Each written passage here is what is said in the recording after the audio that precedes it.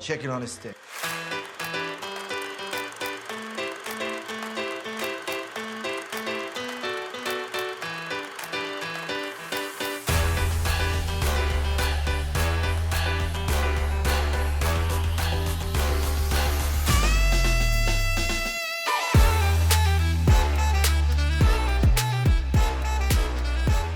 Hi, I'm Patrick.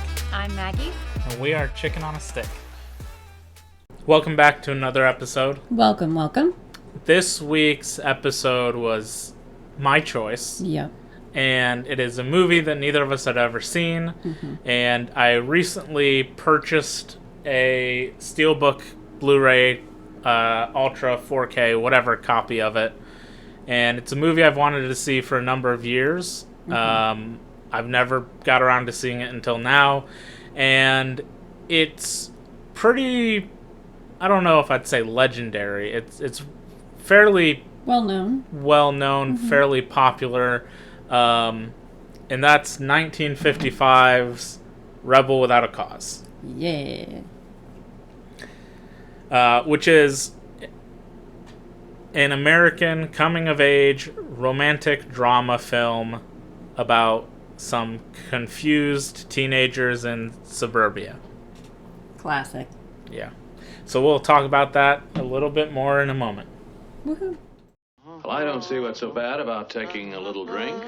You don't? No, I definitely He's don't. a minor, Mr. Stark, and it looks to me like he had more than a little drink. Don't hum, dear. I got loose pretty good in my day, too. Oh, really, Frank? When was that? Can't you wait till we get home? How about you, Jim? Got anything to say for yourself? Not interested, huh? Can't you answer?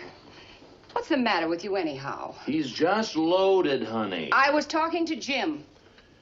Well, I'd like to just explain. You see, we just moved here, you understand, and the kid hasn't got any friends, you understand, and we moved into here. it. Will you hold it, Jim? Tell him, man, why we moved here. Will you hold it? You can't protect me. Do you mind if I try? Do you have to slam the door in my face? I try to get to him. What happens? Don't I buy you everything you want? A bicycle? You get a bicycle. A car? You buy me many things. No. Well, not just buy him. We give you love and affection, don't we? Well, then what is it? Was it because we went to that party? Well, you know what kind of drunken brawls those kind of parties turn into. It's not a place for kids. A minute ago, you said you didn't care if he drinks. He said a little drink. You're tearing me apart! What? You say one thing, he says another, and everybody changes back again! That's a fine way to behave. Well, you know who he takes after. So Rebel Without a Cause from 1955 mm-hmm. is a movie, I guess it's easy to say, made famous or mostly nowadays well known for its lead actor, James Dean. Okay. He's a good-looking man. James Dean starred in 3 big films between 1954 and 1955 before he tragically died in a car accident the very same year that this film and his final film, mm-hmm. Giant, came out. So tragic. This movie was released, I want to say, I think it was October something. It was later in the year. And so it was released October 27th of 1955. And he had died in September 30th, 1955. Just crazy. So almost a month before this film was released, and then even longer before Giant was released. So young and so talented. Just those stories are so heartbreaking. He was 24 years old. And basically, not to kind of dwell on just James Dean himself, because there's a lot you can dive into and a lot to dissect and talk about with James Dean as a person.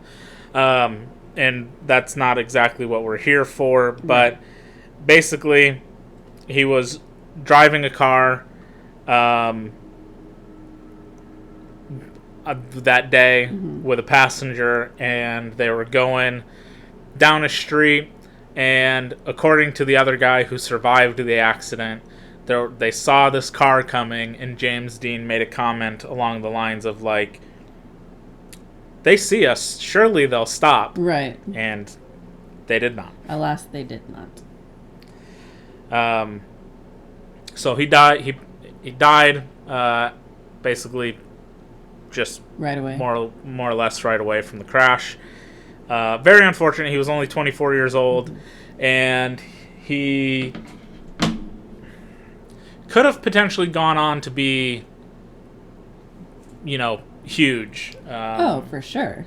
His death, it's hard not to say that his death, so young and being talented, does sort of propel him to a higher status, almost. Like a, not really folklore-y, but James Dean, like, I've known James Dean without ever having seen anything with James Dean. Exactly. And it's because he just had this look and things that people fell in love with in 1955 when these movies were coming out. And it has kind of stood the test of time. You'll always find posters or images of him from Rebel where he's wearing his red jacket that he's got on and just looking like a cool dude. Yeah, there's a really, really famous painting. I forget who does it, but it's like, I mean, so many people had, like, their parents had it in their house in, like, a game room growing up, where it's that I think my parents even wanted to get it at one point, but it's that classic picture. Did you ever see, it's like a diner, you're looking in the diner and it's Marilyn Monroe and James Dean. Oh yeah, and he's there, yeah. Yeah, leaning up against the thing. Like the jukebox or yeah, whatever. Yeah. One more thing that's kind of note to really talk about as far as James Dean goes, and I recently learned this while kind of listening to some people talk about James Dean and kind of Rebel Without a Cause, is that James Dean was bisexual from all accounts. Yeah, I had no idea about that. In his early Hollywood days and times that he spent in New York, he had relationships with both men and women. And a lot of people will tell you that Rebel Without a Cause is got a lot of undertones of his sexuality and bisexuality in it, between his character and another character named John, or Plato as they call him throughout the movie. And I suppose that makes a lot of sense.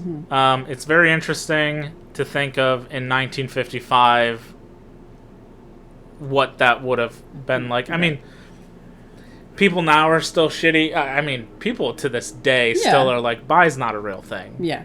All the time. Which is crazy. Yeah. Like, that's just insane that you want to tell somebody else that what they think isn't real. Yeah. I'm sure that a dad in like the 1950s, if his kid told them that they were bi, he would be like, go take a lap around the yard, you feel better. Take a lap around the yard. I don't know. Whatever. So again, we won't dwell on that too much because I don't know his life well enough off the top of my head, right. or did enough research to really tell you all of the things he went through. But his story is interesting, coming from basically a farm town, middle of nowhere, to becoming an actor and getting into the actors. What's it called? The actors studio? The whatever, famous school or whatever, and he got in on his first audition, in which other famous actors, it took them more than one audition to get in there. Right. But we'll move on. So the movie, there's really three main stars to this. It's James Dean in the titular role. Not even titular role, but in the main role. Natalie Wood and Sal Mineo. The film is directed by Nicholas Ray. And just a fun little thing, because he's in the movie. His character's not important. I think he has like one line of dialogue in the entire movie. Dennis Hopper is in this movie. Did not know that. I did not either. And then I saw him and I went, wait, that's Dennis Hopper. And if you blink, you'll miss him. No, he's in it a lot, but he just literally doesn't speak, except I think once. If you hadn't pointed it out, I would not have caught him at all. If you don't know what Dennis Hopper looks like, it'd be easy not to recognize him. But I he's don't got know what he looked like in the 50s. He has a very distinct face. It's not that different. I guess. Whatever. So, we'll kind of talk a little bit more about Natalie Wood and Sal Mineo maybe later on as their characters are kind of introduced, because this movie definitely cursed. Yes. At least for the three main stars. This movie cursed. Yep. Just cursed. We've come to that conclusion. It's cursed. Yes. It is cursed. So Rebel Without a Cause opens up with James Dean's character just walking in, like, on a sidewalk or in the middle of the street. I'm not even really sure what the hell's going on in this opening scene while credits kind of roll. But he just lays down in the middle of the street playing with one of those cymbal monkey toys. Those, like, monkeys that clang together or whatever. And then lays it on its side, puts, like a ripped up newspaper over it, like a blanket and a pillow, and then lays, just, like, also falls asleep next to it on the street. What? It is just a strange, weird opening, I think. It is a very strange opening, but it's also kind of funny. And I mean, I feel like I immediately got the idea that he was, like, you know, on something or tipsy or whatever, just by the way that he's carrying himself. Yeah. We do see that he gets... The cops come and get him. Mm-hmm. They bring him into the police station for drunkenness. Now, it's also worth noting in this movie, we're going to see... these are supposed to be teenagers. Yes. James Dean, at the time, was 24. Mm-hmm. Maybe 23. I don't exactly know when his birthday is, so he might have been 23 when he's filming this. Not a teenager. And Natalie Wood, also, similarly, not a teenager when shooting this movie. Don't look like teenagers. She was definitely 20-something. The only person who was a teenager for this, and who we'll see, and the only one who actually looks like a teenager, was Sal Mineo, who at the time of filming was 16. Yeah. He looks like a 16-year-old. So he looks like a 16-year-old. So it makes a lot of sense. Everybody else, you're just like, all these... It's the problem of, like, old movies of, you're 25, you could pass for 15. Right. No, you can't. No, not really. You don't. You don't look like a teenager at all. So anyway, in this police station, we find out that James Dean's character's name is Jim Starks. Or Jim Stark, I should say. And he's just sitting there in sort of like their lobby waiting to talk to an officer, detective, whatever, captain, sergeant, something, some sort of police guy. And we see a couple other kids in there. The first one we meet is Judy. She was brought in because it's early in the morning. It's like 3 a.m. or something. I don't remember exactly what time they say it is, but it was late. So they bring her in for breaking curfew. Right. Again, she's supposed to be a teenager, breaking curfew. And she's talking to an officer, and just a weird conversation starts happening about her being upset with her father, right? Because of the way that she dresses, or the way that she is dressed currently, that he called her a dirty tramp. Which she looked very lovely, in my opinion. And she's upset about this. It upset her, so she walked out of her home late at night and just started walking down the streets. Gets taken in by the police. She very clearly gets across the point that she's upset with her father. She's angry about it, and the officer's like, how about I just call your dad? And he just takes you home. And she's like, you're not listening to me. I'm angry with him. Yeah, she spent this entire time talking about how shitty her dad is to her, and the cop's like, there, lady. You're hysterical. Let's just call your dad and have him take you home.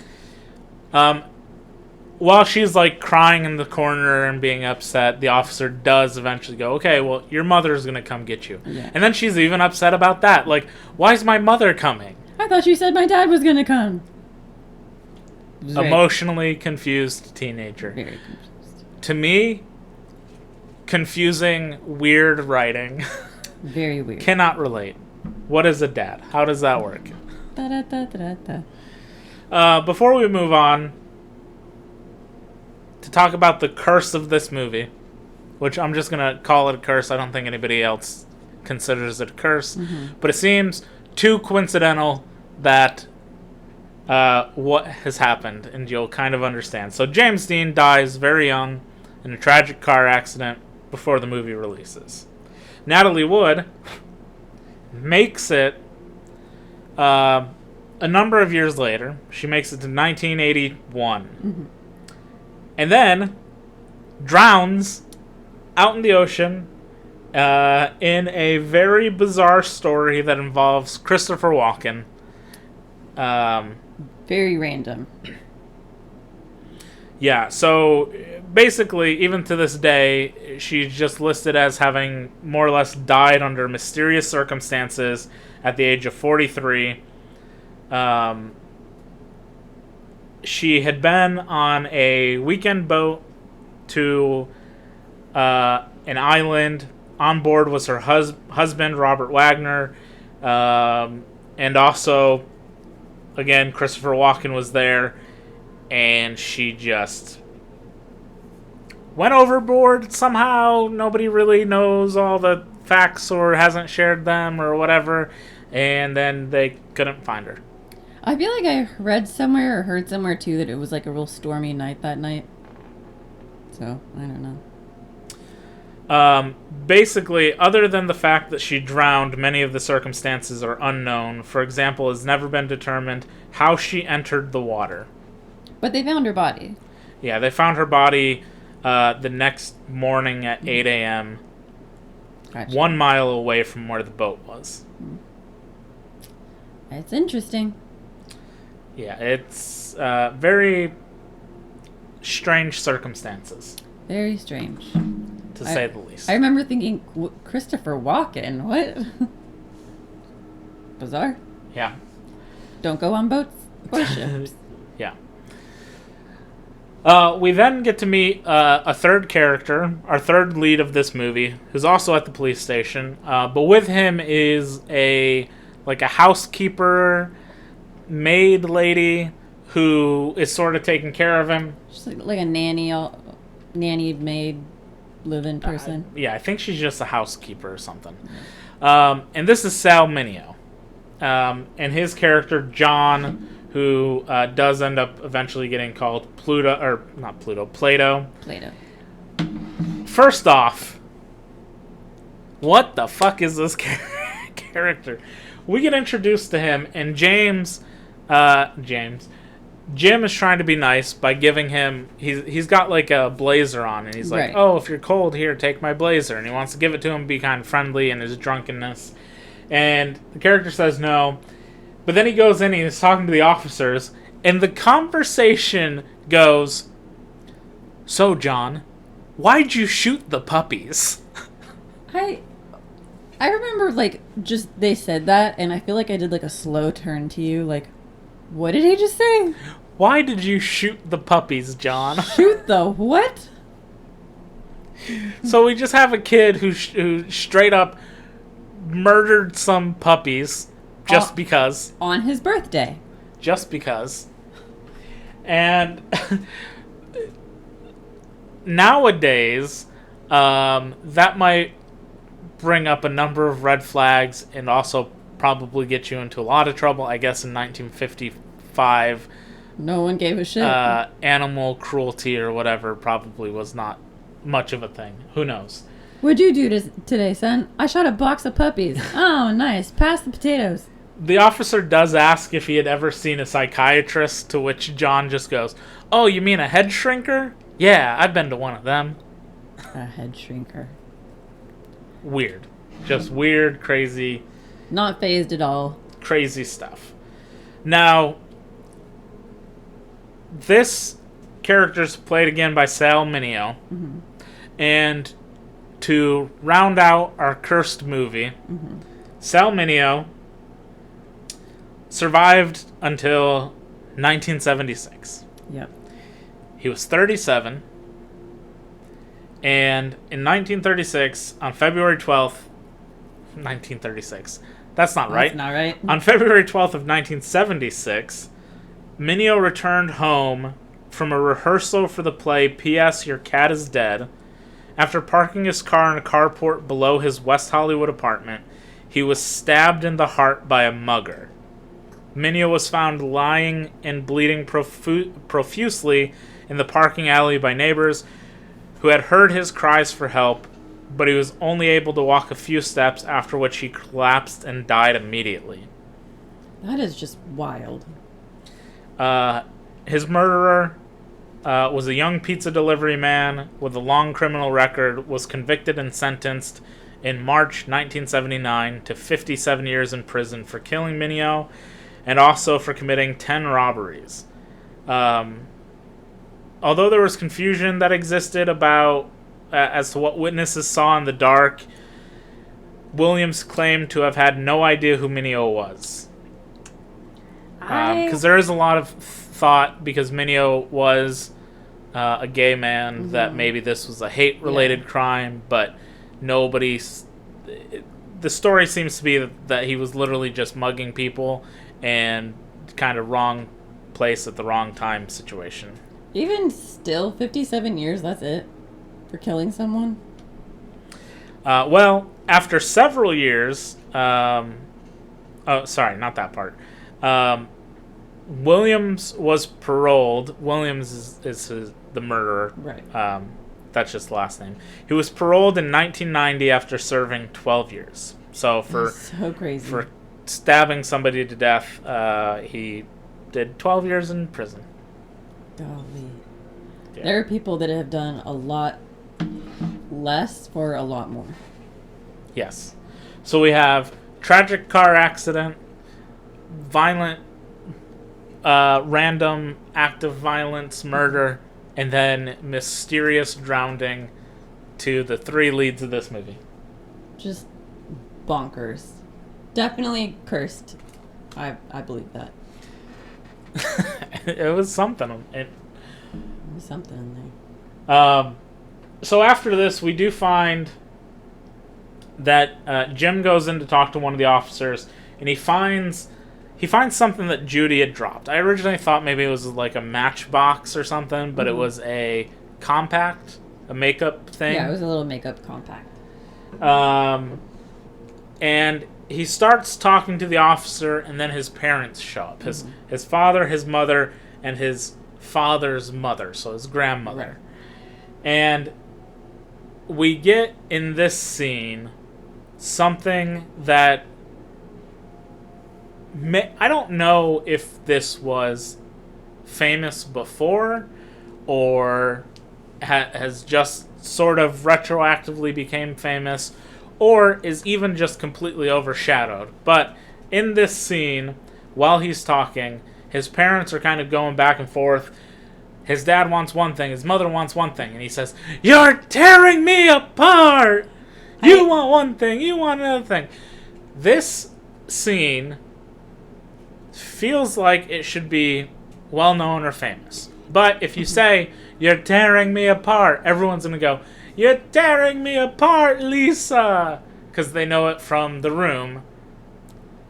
Oh, the Tommy Wiseau movie, which did take this scene as inspiration for the "You're tearing me apart, Lisa" part. I feel like I've seen, sometimes in the Oscars they do like montages of like famous clips from movies throughout the decades. I feel like I've seen that in one of their or a couple of their Oscar things before.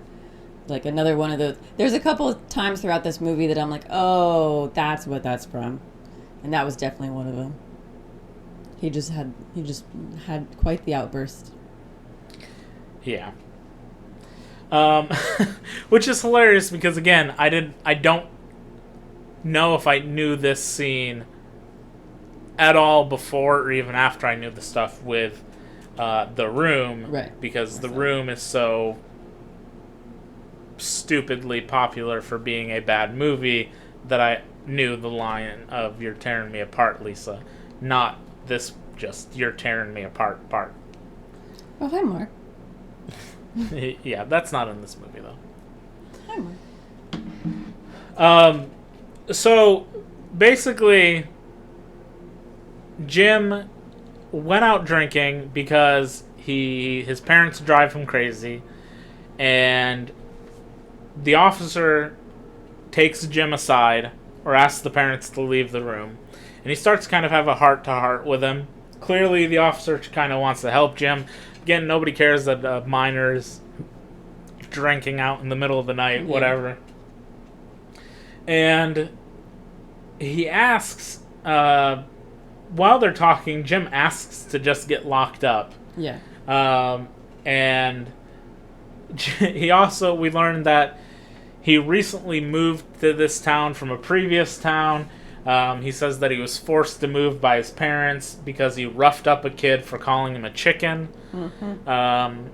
Now, I couldn't necessarily find any direct correlation to this, but I also don't seem to be the only person who ever thought about it. There is many times in this movie, particularly the first half, where getting called a chicken really bothers Jim. And it just reminds me, one, it's kind of silly. Like, it feels really silly in the movie. It does. I don't know if maybe in the 50s again that people were just out there being like, "You're a chicken," and that like just really pissed people off. Yeah. But it just reminds me of Back to the Future because nobody calls me a chicken. Like, that was the thing that rubbed him the wrong way. Yeah, Marty McFly is upset about being called the chicken, but not nearly to the level that Jim Stark is upset by being called the chicken. Exactly. I like as soon as they said the chicken thing, I went, okay, Marty McFly. Yeah. So I do think that there's inspiration there, to say the least. It feels like it. Maybe there are other movies where people get upset about being called the chicken. Mm-hmm. I don't know. But this is, to me, feels, and also not 100% exactly how they dress or whatever, but they've got a similar attitude in like I'm kind of a cool dude vibe. I keep a comb on me at all times to slick my hair back. And there's actually more that connects it, and in the sense of the way Jim during the scene talks about his parents is that he mentions that his mother makes mush out of his father. Mm-hmm. Basically saying that his father is weak, basically a chicken, doesn't really stick up for himself. His mother just kind of walks all over him, yada yada, whatever. Connection back to the Future. When we meet Marty's parents in the original timeline of the first movie, what is it? The dad is a weak little nerdy chicken dude that Biff just sort of walks all over. Right. He goes back in time, gets his father when he's younger, gets his father to stand up for himself. Then back in the present day, now his dad's like the cool dude who doesn't let people walk all over him. Right. Jim Stark wishes he had a time machine so he could make his father not a little wussy man. Yeah. The way he sees it. I will say though, I think it. I don't know. It's strange to me that he's sitting there going, "Dad, you're so weak. I wish you weren't such a coward." And the dad's like, "What do you want me to do? I buy you whatever you want. I buy you everything. I'll try to help you. Let me just help you." And he's like, "Sure, you buy me things, but that's not what I need, Dad." Yeah. And it's like, your dad seems like a cool dude to me. He's trying to help you. He buys you nice things. Like, what? He wants him to be there emotionally. I mean, I guess. Is that what he wants? I think he just wants a strong role model. Yeah. Is what he wants. He wants to see him. He's afraid to turn out like his dad, which he means, I don't want to be a pushover in my life, is what he means. Yeah. which is still just kind of weird to me. But the officer basically ends up just telling Jim that if you ever need something, come talk to me. I'm here. Come talk to me. Don't just marinate in this stuff. Come chat to me, and we'll figure out whatever it is. Yeah. We cut to the next day, next morning. This movie, by the way, also takes place within like a 24-hour period. Yeah. Give or take. Which is interesting. The next morning, we see Jim head off to school. Again, kind of annoyed at his parents being how they are. He leaves. We see Judy outside. I did think, again, we see Judy smoking, so I thought, oh, it was a matchbox that she dropped. It was not. She just, the one time I think we see her smoking the whole movie is just, yeah, because that's cool, I guess. Everyone's doing it. We get to see him talk to Judy. He offers to give her a ride to school because he's gonna drive a car there. He's also new. I guess when they said he just moved to town, like he really quite literally just moved to town because he's apparently not gone to school yet to meet any of these people or know anything. So he, must have just got there that week or something and already had enough of it that he's out drinking in the middle of the night. While he's going to head off, we see Judy hop into a car. This is a clown car. It is full. Yeah. There's like 7 or 8 kids in this car that probably only seats maybe 5 people. They're hanging off the sides. Yeah, if you've ever seen like an Archie comic book, like a cover that's like the little, whatever they call that buggy car, and then like all of the characters were loaded into it, that's exactly what it looked like. Yeah, there was a lot of them, including Dennis Hopper. But most importantly, including Buzz, who is Judy's boyfriend, or at least seemingly boyfriend, kind of reluctantly boyfriend. He goes to kiss her and stuff, and she's kind of not exactly reciprocating. I think it's just for show, I guess. Also, I made a note when they all pull up in that jalopy or whatever that car is. Is that what it's called? That was not a jalopy. I don't know what I'm thinking of. But when they pulled up in that car, I made a note saying, "Oh, here's Grease Lightning." That's basically what they look like. That's what they all look like. So they get to school. Jim is not sure where he's supposed to go, what he's supposed to do. He runs into Plato.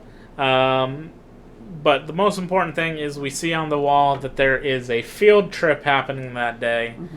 And they're going to the good old Griffith Observatory. My favorite thing to see in a movie and TV show. Which, if you listen to our La La Land episode, you'll know we've mentioned the Griffith Observatory before. It is basically a kind of Hollywood staple. Mm-hmm. It's been in many different movies and TV shows and things. And the reason we mentioned it in La La Land is, one, they go there, but the reason they go there in La La Land is because on one of their dates, they go to a theater to watch Rebel Without a Cause. Right. And when the reel breaks, they leave and they go up to Griffith Observatory. Right when they were about to kiss. And my favorite thing is anytime we see the Griffith Observatory on anything, I like to go, I've been there. Toot toot. With the Griffith Observatory, there is, if you go there, there is a monument, statue, remembrance thing for James Dean, which, from what I learned, was Dean commissioned it himself, and it started to be worked on the day that he died. So he put in money and commissioned to have it put there, and then died as it was being made. I don't know where in the observatory it was, or maybe I just wasn't paying attention. I think it's somewhere off in the front on the side. I didn't see it when I was there. But if you do go there, you can go into the planetarium thing and watch a star show, which is what they do in Rebel Without Cause. You can also go to the balcony where there's a knife fight. Yeah. And, you know, all the other movies and stuff, you can do that too, I suppose. Right. I did mention, because I don't think we knew what... We might have known that Plato's name was John at this point, but I was just calling him Puppy Killer. I was like, oh, look, Puppy Killer's here. You freaking monster. So they go into a planetarium, or the planetarium, I think that's what they're called.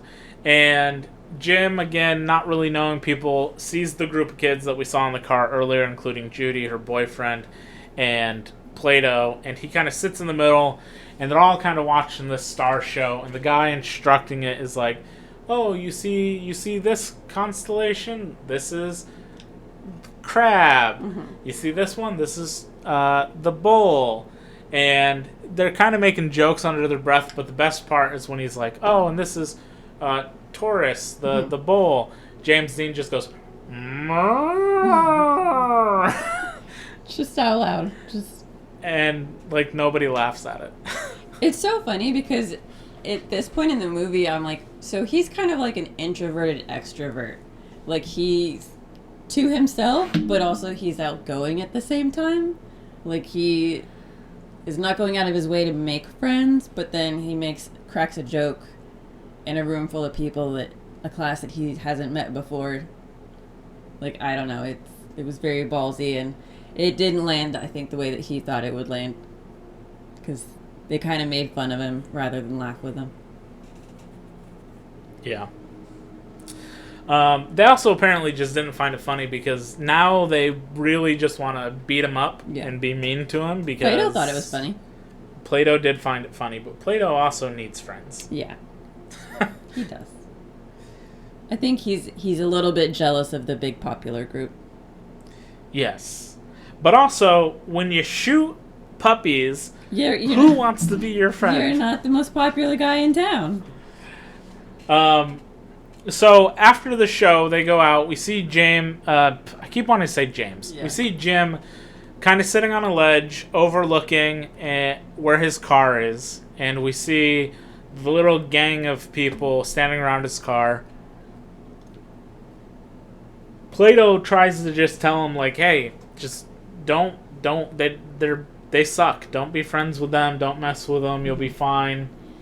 John's still trying to be friends with Jim because he's cool. He's a new guy. He kind of looks, he's cool. He can look up to him, sort of thing. And the little shit gang people take out a switchblade and stab one of his tires. Yeah. And just let all the air out. And they're like, haha, dipshit, we gotcha. Like, eye contact throughout. Like, they know that he's watching. And they're like, ah. And for some reason, the girls just, like, decide it's okay to just jump up and sit on the hood of the car. Bitch, get off my car.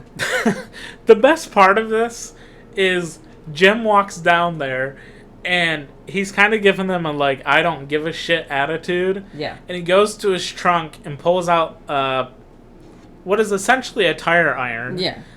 It's clear he's like, I've got a spare. I'll just change my tire. Yeah. And he's going to do it, but before he can, everybody starts to call him a chicken. And he's like, what'd you say? And they're like, you heard me, chicken. And he says, you shouldn't have called me that. You shouldn't have done that. You shouldn't have called me that. And he says that, and then they're like, what are you going to do about it? And he goes, nothing. I don't want to fight. Mm-hmm. Never mind. So they keep antagonizing him. I think they're also, it's making them more and more angry because he's not reacting the way that they want him to. Like, he's not threatened at all. Again, I feel like this is just strange writing to me, because they go and call him a chicken, and then he goes, you shouldn't have called me that. And we know from before, somebody called him a chicken, and he beat the shit out of him. Yep. And now he's just like, nah, never mind. And I get it. He just doesn't want to move towns again, whatever, so he's doing what he can not to have to fight him. Still kind of weird writing decision. So they're still pushing him. Buzz pulls out a switchblade. Buzz gets another one of his gang people to give Jim a switchblade, but Jim's like, I'm not going to touch it. I'm refusing to do it. I'm not going to fight. You're not going to fight me. all the way until they've backed him into a corner, so he has no choice. They do end up having a little knife fight, which is kind of hilarious because it is a very... And again, I don't know if this was... Maybe people in the 1950s actually fought like this, or this is just how the movies, maybe taking it from like stage or something, Right. determined that people should fight, because they're in these weird low stances. They're kind of barely holding on to the side, like the bottom of the knife, Yeah. and they're like doing these like wide sort of swipes at each other and little pokes and stuff. It is very funny. Weird. It's very funny to watch. Big tough guy. Yeah, just like that. Buzz does get the upper hand. John tries to help, but they keep him out of it. During the fight, we do see like an officer and the guy who kind of did the planetarium thing The security see guy. it and are just like, "What? Let them be. Yeah. Boys will be boys." They'll work it out themselves. Jim does manage to knock the knife out of Buzz's hand, and then he asks him if he wants any more, and they decide to settle it that night in a race at the bluff. The bluff. Bum bum bum. Bum, bum, bum. So Jim heads home and finds his father on his knees in an apron, like a very yellow, feminine-looking Very floral, apron, yeah. picking up basically a food tray that he like knocked over, assumedly to like serve the mother or something who's in bed. Right. And obviously, for Jim, this is "You're so weak. You're not a man, Dad. You weakling." Yeah. Like, why are you doing this for her? Why are you on your hands and knees? You know, it's not a good look.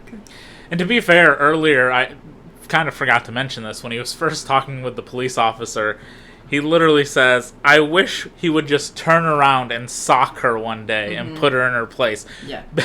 Very 1950s attitude of the man runs the house and the woman should be the homemaker and doing everything. And in this case, it's not necessarily that the roles are reversed, but to his perspective, the roles are reversed because the dad is more emotionally open, I guess, and doing what Jim thinks is things that the mothers should do in the family.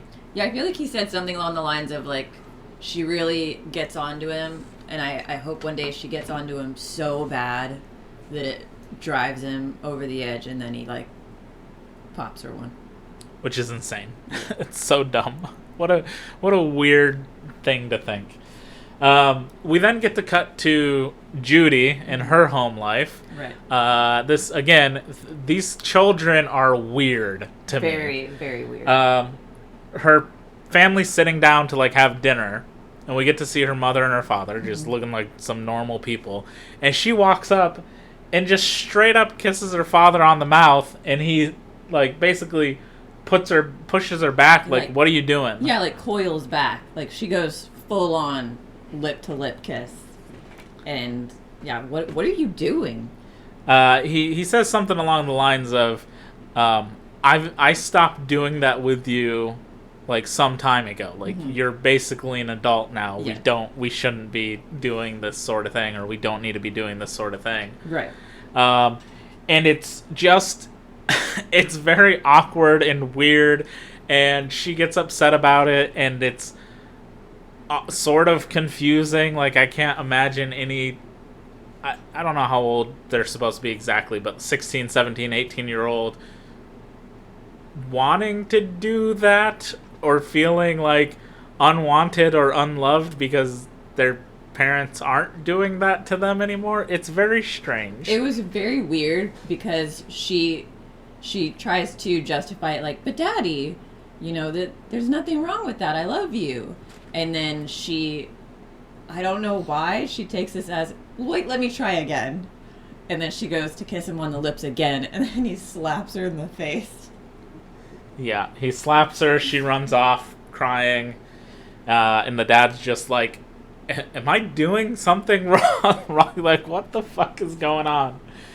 So weird. We then go back to Jim and his father. They're having a conversation. Jim just on his whole thing about, like, you need to be a man. You need to stop being like a woman. You need to stick up for yourself and stop being a pushover and whatever. And I personally think Jim's father is giving really solid advice to Jim, and he just refuses to listen or respond back in any sort of rational way because he views his father as being like a coward and a weakling. Right. Which is just wild to me. This movie is, it feels, it's definitely dated. Very. I guess I'll say that because the sort of morals or rebelliousness of teenagers or confused emotionally or whatever, just all these years, 70 years later, just feels like I'm confused by what the writing, the writing for these characters is. A lot of it is very hard to put yourself in their shoes. He is also asking his dad about, like, if somebody called you a chicken, what would you do, Dad? And he was just like, I don't know. I don't think I'd let it get to me. Yeah. And he's like, but Dad, you gotta make a choice. And he's like, but, like, why are they called? Why? And basically he's just asking, like, I don't know what to do. Should I go to the bluff? Should I do this thing? And his dad's just like, well, I think there's probably more to it than just a yes or no. It doesn't matter. Jim leaves anyway. I feel like he said, doesn't he say something about, like, well, what about your honor? Like, oh yeah, something about, yeah. When his dad's like, I don't really care if someone calls me a chicken. Well, it's about honor. Yeah, really goofy, silly stuff. I'm pretty sure the dad's still like, even then, I don't really think I care. Yeah. So Jim goes out that night anyway. He heads to the bluff. We get to see all of these teenagers are there in the cars. They stole 2 cars to use for this race that they're doing. Right. Plato's there. Judy's there. Dennis Hopper's team. there. Everybody else is there. They've all got dumb names like Cracker and whatever. That's the only one I could think of. Really dumb nicknames. Yeah. Buzz pulls Jim aside, and they kind of have a one-to-one, and Buzz is like, you know, I actually like you. Yeah. Like, even though we're doing this, let me explain to you what we got to do. We're going to drive down towards this cliff, and then whoever jumps out first is a coward, but, you know, don't think anything of it. I'm starting to like you because you stood up for yourself. Which at that point, I don't understand why they just can't, like, let's just crack a beer open and cheers and call this whole thing off. Yeah, so they get into their separate cars. It's also good to note, too, that for all of the other kids that are attending, this is, like, some sort of, like, watch party, because everyone's got burgers in their hands and, like, fountain drinks. Like, everyone's just, like, chilling out, eating a burger, like they're getting ready to watch a... It's a big event. Yeah. As they're going to race, Judy comes up. She goes to Buzz's door first. She hands him a handful of dirt that he, like, rubs on his hands, I guess is sort of grip or something, yeah. Which... Do you need that to drive? I've never... You're driving straight also. I don't know. You're not needing to turn. Jim calls her over to his car. She does the same thing for him. Again, just some weird thing to... I guess he thinks Buzz is a cool dude, so he kind of wants to mimic him or whatever and be cool. He is, at this point, wearing the red jacket as well that we'll see the rest of the movie, the look that he's known for in this. I think it was also a chance for him to... you know, get Judy over there and kind of, like, make eyes at each other a little bit. Like, yeah, why don't you... It's silly. Give me some attention, too, huh? It's silly, is what it is. So, Judy goes off, and she's, like, the flag girl. She kind of waves them off to start racing. They start off racing. Again, they're just going straight to a cliff. Just to a sheer cliff that just goes right into, like, rocks in the water. And... the first one to jump. And it's a fun little race. There is kind of back and forth. You're looking at both of them, looking at each other like, who's going to jump? Who's going to jump? And we see Jim roll out of the car. So Jim jumps first. And then we go back to Buzz, who's like, haha, I win. And he goes to open his door, but his leather jacket has like a little loop arm strap thing on it that he's gotten stuck, I think, in the doorknob handle. Yeah, it's either the doorknob handle or like. I don't think it's a roll down for the window because it's just straight and it doesn't look like it would crank. Oh yeah. Either way, that should be one. If it is the handle to open the door, all he'd have to do is pull his arm a little and then he could push, so he could get out of it. If it was the window roll down thing, roll it a little bit and you can get out of it. It is a little too goofy that he can't get out of this. But Buzz gets stuck in the car goes over the cliff. Doesn't try to hit his brakes. Buzz is dead. Buzz is dead. Buzz dies. He goes over the cliff and dies. He goes kaboom. Everybody races to the cliff to kind of look over it. And then decides, like, oh shit, we gotta get out of here. And everybody, like, runs and panics. Judy seems in shock, but also weirdly unresponsive to her boyfriend just plummeting off a cliff to his death. Yeah. She is, it almost seems like a 50-50 of, oh no, this is terrible, and woo, I'm relieved. Yeah, that guy's weird. Gone. But Jim takes Judy and Plato and gets out of there. He drives back to his home. Well, the funny thing too is Jim walks up after like launching himself out of his car. He rolled off, into the bushes or whatever, and so he's kind of he's like, "Where's Buzz?" He's the last person to walk up, and like everyone's looking over the cliff, and he's like, "Hey, okay, cool. Where's Buzz? Where'd he go? Is he here yet?" And they're like, "Oh, he's down there." He did not get out. He's down there. So when they get back, Judy gets out of the car. Jim hands her little compact makeup thing again that she left at the police station. She goes home and sees her parents, who are asleep in separate beds, which is, I meant to look this up, but I totally forgot. I'm assuming probably something to do with restriction. Well, either one, it was just something to be like, haha, her parents are kind of prudes. That's why they're not emotional towards her. Mm-hmm. Or it was, at the time, codes for, like, films that you couldn't show two people sleeping in the same bed. Right. Like how I Love Lucy, their beds had to be separate. Yeah, exactly. Anyway, it's still just kind of funny. Also, her dad's pajamas, you pointed this out, his pants are pulled, like, up to the middle of his stomach, and his shirt is tucked in. To go to sleep in. They're still pajamas, and they're tucked in, and the mom is wearing, like, something that, like, goes all the way up her neck and all the way down her arms. Yeah, very old-timey people. It's funny. Jim gets home, but before this, Plato asks, like, hey, why don't you come hang out with me? I know this like mansion that's deserted. We could go hang out there. Nobody would have to know. And Jim's like, pass. Yeah. Jim goes inside, and his dad is asleep in his, like, lazy boy recliner chair thing. And he wakes him up, and both of his parents are basically were worried about where was he, what happened, because they see the news that there was an accident and some kid had died in a car accident. They were worried it was Jim. And he does admit to being involved in the accident in the sense of he was there when it happened.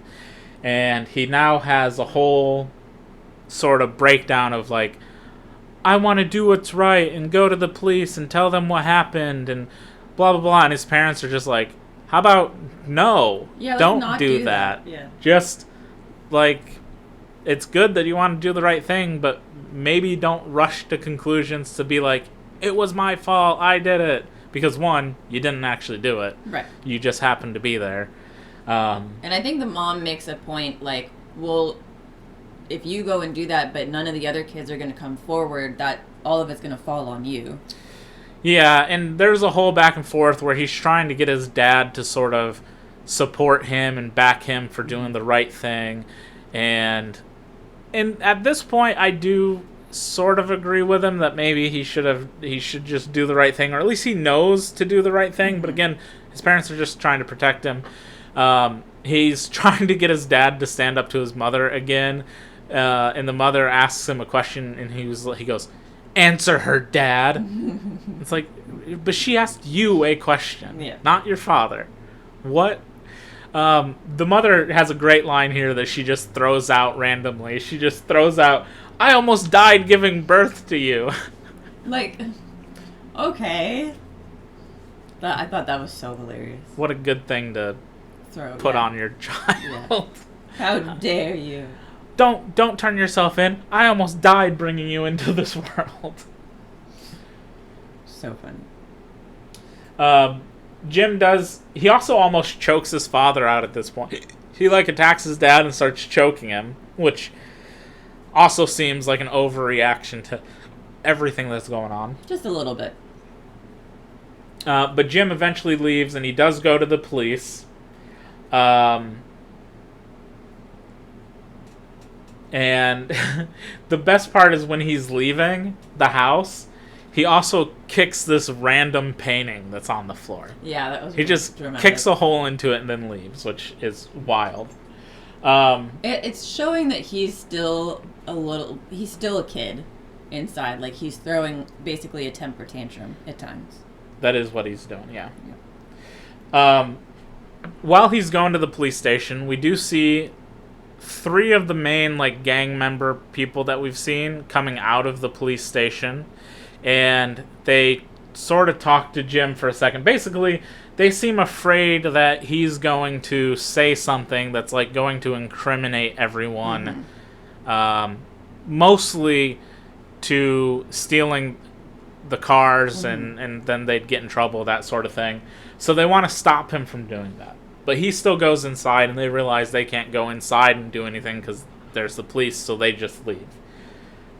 When he's in the police headquarters or building, whatever, there's a couple officers behind the desk, and he's like, "Hey, is the detective here?" And they say, "No, he's out on a case or whatever." And he's like, "Okay, well, can I wait for him?" And they're like, No. They're basically just trying, ignoring him. Yeah, they're blowing him off. Which is just leading to more of his, I don't know, being upset at the world, I guess. Yeah, no one's taking me seriously. So he decides to make a phone call. He calls Judy's house. Again, it's relatively late at night. It's at least nighttime, we know that. I don't think we know an exact time. The father answers, and the father just is like, "Yeah, who's calling for her?" "Jim. I don't know any Jim," and then just hangs up on him. I don't know you. Which is hilarious. Which is funny. And we do see that she heard that. Yeah, she heard that. From her room, so she kind of smiles a little bit to herself that he reached out. So as Jim's going home, he runs into Judy. And Judy, they start talking a little bit, and she apologizes to him for some of the things she said and done when she was with Buzz and the other guys, which is kind of weird because I feel like she didn't really say or do anything that bad to him. Yeah, but she didn't say anything like she didn't tell them to knock it off. Yeah. I feel like she didn't go out of her way to stand up for him. And while they're having this whole thing, he just randomly kisses her on the forehead because he just felt like doing so. Why'd you do that? I felt like it.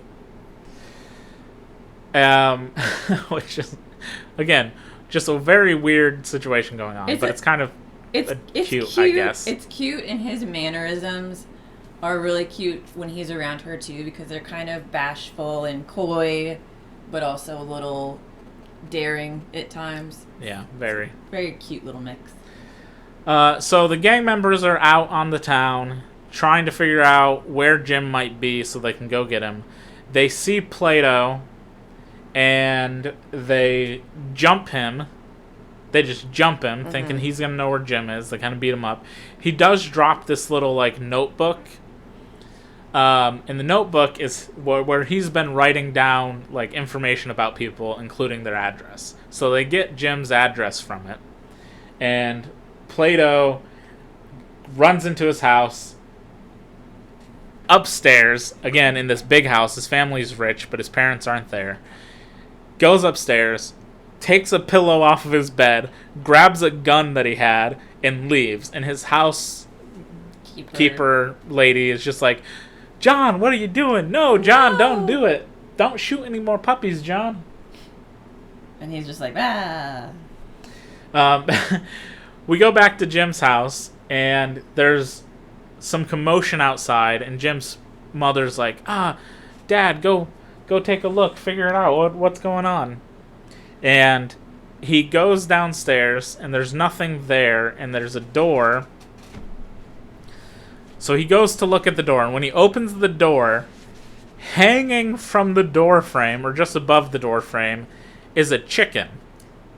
Not dead, just hanging by its feet. And we see the three gangsters are, like, sitting in a tree in the yard, like, where's Jim? And they're like, he's not here. And they're like, well, tell us where he is. They're trying to be, like, intimidating. And both the parents are just, like, weirded out by it. So they shut the door to go, like, try and find Jim. And then when they shut the door, the gangsters kind of take off. One of them does cut the chicken down, at least. Takes it with him, I think. It's just so... It's so weird that they've just nailed a chicken to the door to call him a chicken. Like, do you think that's going to help your situation at all? Like, and they don't care that they're trying to intimidate the parents? I'd be like, you little shit, get off my lawn. While the parents are kind of looking for Jim, they're kind of walking through the house being like, Jim, where are you? John shows up looking for Jim, and they're like, who are you? Well, I don't know where he is. And John just goes, I think I might know where he's at. And he takes off. So the parents call the police, which is the reasonable thing to do. Yeah. We see that Judy and Jim are actually at the abandoned house that John told Jim about earlier. Mm-hmm. He's taken her up to this, like, abandoned mansion, and they go inside, and they're just kind of looking around, and then John shows up. Right.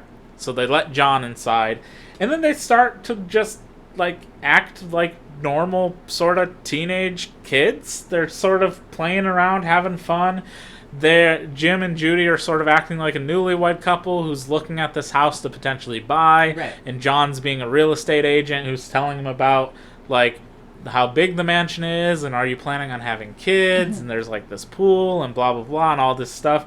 And it's, like, a fun, lighthearted moment of just three people who've made friends having fun together. Yeah. Just joshing around, and we're seeing that Jim, is putting his arm around her, and they're getting a lot closer and being really flirty. Very cute. During all this, we do get some backstory on John. We do learn that basically he's seen a number of psychiatrists who don't know what's wrong with him, and that his mother left his father and went off to Hawaii. Or maybe the father left the mother. Whichever way it is, the mother ended up just going to Hawaii for whatever reason. And the father has basically abandoned the family altogether. Which is why he lives alone with, like, a housekeeper. Right. Seems kind of wild. But I guess when your son is shooting puppies, I would maybe also abandon them. I would also not want to be around him. It's very strange. Very strange. But you're also kind of peeling back the onion on him a little bit, seeing why he, desperately wants to have friends and be included in things, is because he does feel abandoned and lonely. Yeah. So while they're all just hanging out, playing around, John basically falls asleep on the floor, and Jim and Judy leave. They leave him to sleep, and they go off on their own to explore. Quote unquote explore. And while they do that, the gang members show up. We see Judy tell Jim that she's in love with him. Mm-hmm. She just my boyfriend died 3 hours ago, but I love you. I love you. I know we met this morning for the first time, but I love you. I thought that was hilarious. The passage of time in this movie is wild. It is wild. You just watched your boyfriend plummet to his death. Hours ago, but you're already in love with a guy you only met that morning. Yeah. It's very strange. They do end up kissing. A very old-timey movie kiss. That old Hollywood kiss where they just smush their faces together and wiggle around. The gang wakes up John, and they're asking John, like, where's Jim at and everything. And then John starts to kind of fight them off. They kind of have they're running around the pool, throwing things. He's hitting them with stuff. John's putting up quite a fight. Yeah. Holding off 3 people. He does eventually get inside and is trying to hide from them. And this is where he pulls out a gun, hiding under like a piano or a table or something. Mm-hmm. It's not like the greatest hiding spot ever, but there are no lights on and it's the middle of the night, so people don't really see him anyway. True. While all that's happening, we do see that since the parents had called the police, some police have drove by and they've spotted the car. So the police, there are a couple officers who are there who have shown up, and they're going inside to try and find anyone. John, at this point, tries to, like, move out of the space he's in. He's trying to find Judy and Jim, and he gets to, like, a door, and he's trying to get in, because that's where they're at. And he's like, "What? Let me in, let me in, let me in." And one of the gangsters is coming down, like, a staircase and sees him, and John turns and shoots him. Yeah. So he shoots one of the kids, and then Jim opens the door and is like, "What are you doing? What happened? We didn't abandon you. Get in here." Yeah, and you're like, oh, shit. John then blames Jim for leaving him alone, and the cops see John, and he even shoots at the police while trying to run away. Which... Not a smart idea. Horrible idea. Jim and Judy chase after him. They're going after John to try and help him, stop him from freaking out. And John basically runs through the woods. Again, he's running from police. The police are chasing him. Judy and Jim are chasing after them. The gangsters are basically out of the story at this point. One of their friends just got shot. How many people can you lose in one night before you go, you know what? Maybe we should change our life. I'm going to go home and watch TV, you know? Yeah. I think I'm going to call this a day. So through the woods, they get back to the Griffith Observatory, and John breaks into the observatory. And all the police show up. We do see Jim's parents are with the detective, and they get a call over the radio, and he's going to head there with them. They're not sure if it's Jim or not, but they figure, look, we got to go take this anyway, so you're just going to have to come along. Jim and Judy break into the observatory. The police do kind of see them, like, running in there, but they can't stop them, so they get in anyway. They're basically just trying to get to John before the cops do. Right. Like, they're trying to get in between them and get this to stop before it escalates further.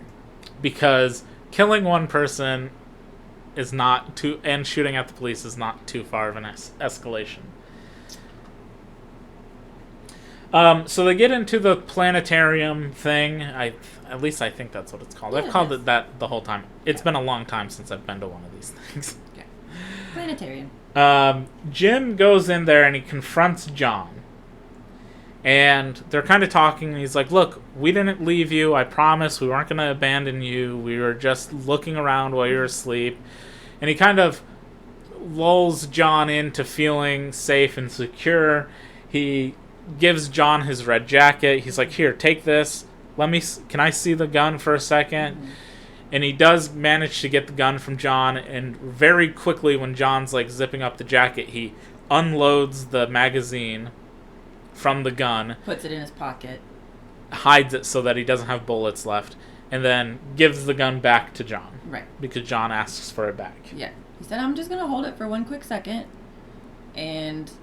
you know, he's definitely now talking to John more in a not I mean, before I felt like he talked to him as like an older brother, but now I feel like he's kind of talking to him in more of like a fatherly way, because that's what we were saying earlier, is that John sees Judy and Jim as, you know, they can take care of me, we can all maybe be a family together kind of situation, rather than he's my big bro.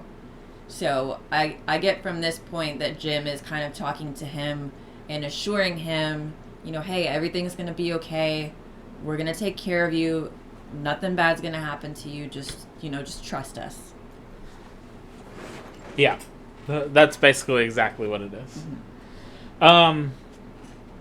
So Jim does talk to him and convinces him to come out of the out of the planetarium, saying that, look, we like you. Everybody likes you. No, everybody here just wants to make sure that you're safe. Nobody is wanting to hurt you.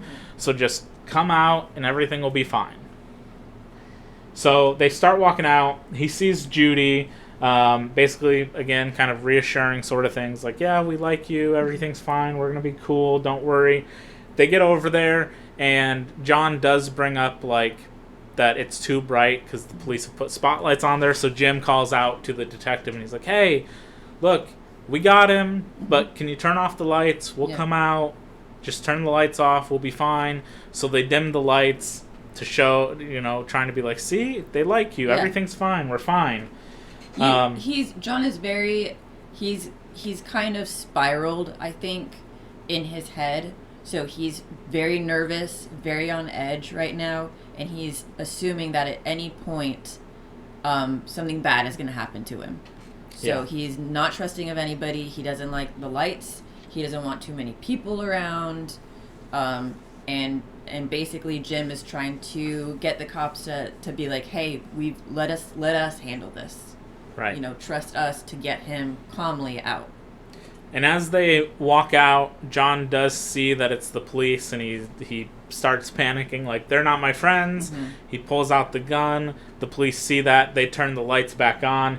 Jim is trying to calm everybody down to be like, stop, turn it off. It's a good point to note, too. Did you say that already, that they told John that, because he kept saying, I've killed someone. So I'm, you know, something bad is definitely going to happen to me. And didn't they reassure him, actually, you didn't kill anyone? You just, like, shot the person, and they're still alive?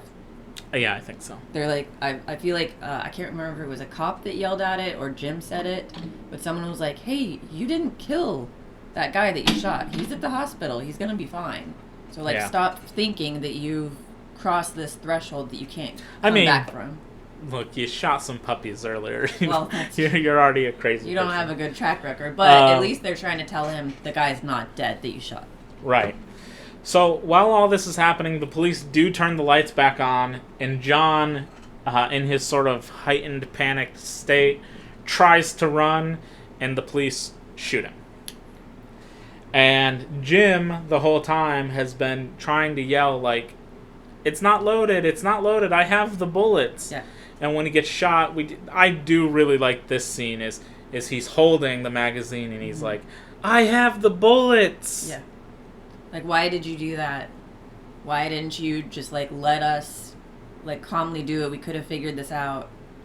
And I had a bad feeling that something was going to happen. I didn't know if it was going to be John that would get shot, or if maybe they were going to try to shoot John and then Jim, like, was going to block it or something. But seeing John get shot, let me see what my note was. I wrote, "Aw, come on, frowny face." So while this is happening, the housekeeper does show up. She starts crying and stuff because she actually cared for him. Yeah. They do put like a little sheet over him because he's dead. And before that, Jim does zip the jacket up for him. Jim does zip the jacket up for him to keep him warm because he was cold a few times throughout the movie. And Jim's parents come up, and and again, the weirdness of the world these people live in, you're a guy you just became friends with and just clearly cared about is almost immediately forgotten because Jim then just puts his arm around Judy, turns to his parents and goes, so this is Judy. we've kissed a few times. This is Judy. Nice to meet Oh my you. god. They're literally standing over this kid's dead body, and they're like, so wait, Mom, Dad, Judy, Mom, Dad.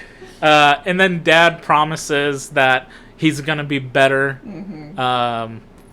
Again, I don't think the dad was particularly bad or awful in this movie. No. I think Jim just had a warped sense of like what masculinity needs to be. It's like a very like toxic masculinity makes you do crazy shit, and this is it. Being afraid of being a coward or thinking that people are going to think you're a chicken or a coward. Wild, the things that it caused to spiral in this movie. Seriously. Instead of just being sort of like your dad had suggested the whole time. Maybe just being open and listening to people and like don't get offended by dumb shit. Also, don't give a fuck what people think about you. If someone thinks you're a chicken, oh well. Yeah. But I love the fact that while they're having this little back and forth, standing over this kid, like they're smiling. Like they're smiling at each other. And yeah, they're like, well, at least it wasn't me, I guess. Yeah, Jim and Judy are giving each other bedroom eyes, and there's just a dead kid there. It's a wild movie. It's fucking wild. But that's the end. Everybody leaves. The end. That's it. Rebel without a cause. Rebel without a Which cause. I guess I did not realize what exactly that could have meant. To be a rebel without a cause. Yeah. And I get it now because Jim is rebelling against sort of, I guess, a feminine idea of masculinity, or maybe some people would say like sexuality norms, like just being straight or whatever, and since James Dean was bisexual, that there's a little bit of like romantic tension between him and Plato in the movie, but I thought that was more of like a big brother figure, fatherly figure like type thing. Out of it. But he's rebelling against stuff that is like there's no cause that he's actually for or anything. He's just rebelling against these ideals that he has. That are particularly just dealing with his parents, that he thinks that his dad is a pushover and his mom is wearing the pants in the house, and he don't like it. Emasculate. Is that the word, emasculating him? Yeah. I want to get a shirt that's just got like a silhouette, like a minimalistic James Dean with the red jacket, and it just says, "Don't call me chicken." Don't call me a chicken. Also, I'd like to wonder what happened to that chicken. Did the kid just like bring it back to his parents' I don't house? think he took it. I think he just cut it down and let it go. At least they didn't kill it. Which is something. What confused me though about like the hooligans that were trying to come after them and kill them, like why the race wasn't even Jim's idea. It was their buddy's idea. So they're mad at Jim because the other guy died, which wasn't his fault at all. Yeah, the movie is... So they're like, we're going to kill you because our friend happened to die in a game that he came up with. Yeah, I think the movie's kind of a mess. Plot, story-wise. Like, I get it that you could just say, like, these are just kids being kind of shitheads and whatever. But the stuff that's going on, and maybe it's because it's 1955 and I don't know what it was like to be alive in the 50s, but man, the cops don't seem to care that this kid was abandoned by his family, that he shot a bunch of puppies, that this other teenager is just out getting publicly intoxicated in the middle of the night. Another kid is running away from home because her daddy won't kiss her anymore. Yeah, on the list. There's just some weird shit going on in this movie. Fucking weird. And I understand that people look into this to have like these really deeper meanings and stuff, and that's perfectly fine. I just found this movie strange. I'm glad that I finally got to see, certain certain like certain references that I never knew what it came from, like certain scenes. I'm glad that I now got to see that for, what it is. And I do admit, I even wrote down in my notes that I thought any scene that James Dean was like crying or emotional in, I thought he did a great job. Yeah. He's a good crier. And that "you're ripping me apart" scene, I love that. You're tearing me apart. You say one thing, and you say one thing, and then you say the other things. Yeah, I love that. Yeah. I think it was really good. I'm interested in watching both East of Eden and Giant, those being his other two films, because he, for only starring in 3 movies, all within 2 years of each other, because I think East of Eden came out in 1954, I think.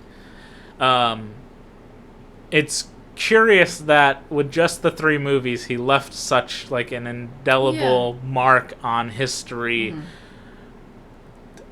I guess, he had a lot of talent. People were thinking that he'd be like the next Brando or other things or whatever. And I can kind of see it. There are moments in this movie where, similar to like maybe other movies that I've seen with Marlon Brando in them, I can see sort of a similar acting style or something. So I don't know. I'm just curious to see those other movies, but this one I've wanted to see it for a while. It ties back into the whole La La Land thing, which again we did an episode about before. That's also where we get our name from, and it's good to have seen. Yeah. And now if I ever go to the Griffith Observatory, I can go, I've seen that movie. Yeah. That's where they knife fight. Yeah. That's where John gets shot. Yeah. That's where he goes, Mom, Dad, Judy. Judy. Hey, that was Plato. That was hilarious. The movie's crazy. It is. It's wild. But I definitely agree. I think that you said it early on.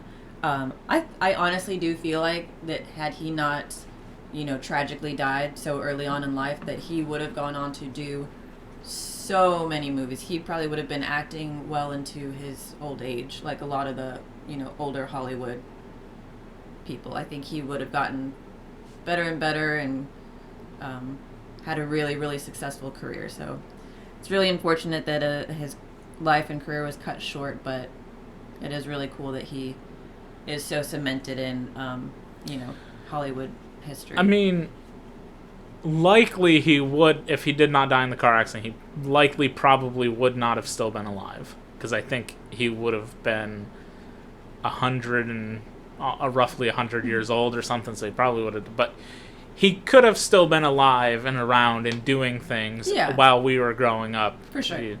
So. Yeah, that's what I think. I don't know. It was an interesting movie. I really don't know what I feel about the movie, because it's so, I feel like some of the writing and character writing and stuff is bad, but I don't think any of the acting is necessarily bad. No, I just think it's got this weird story that maybe, again, because we're 70 years removed, that the whole, I don't want to be like my dad, who seems a little bit more in touch with his emotions and okay with doing things that are gender rolled to women stereotypically. Like, okay, and like, that's cool. Find other things to worry about. Yeah.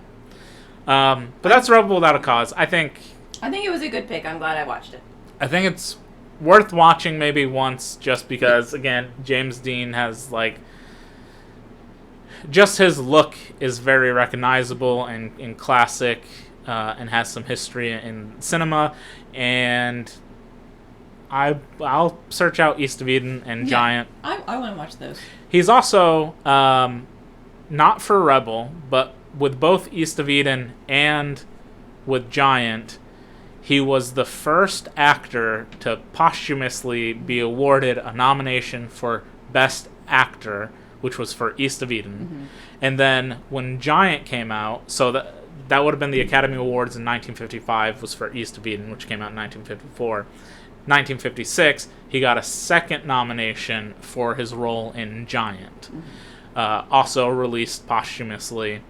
And he remains the only actor to receive 2 posthumous nominations for an acting role.